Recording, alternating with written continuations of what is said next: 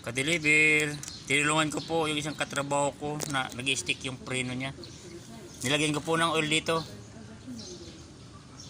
Dito po sa may ihi. Kasi nag-i-stack up po.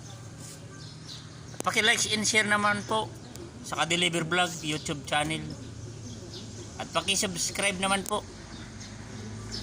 Ito po ang motor ng katrabaho ko, Badja City 100. At papalitan ko na din po ng lining, brake lining, kasi manipis na po siya. Like and share naman po, ka-deliver vlog YouTube channel. Maraming salamat po sa inyo mga ka-deliver, sa lagi niyong pagtangkilik sa aking mga videos at pagsuporta. Maraming salamat po sa inyo.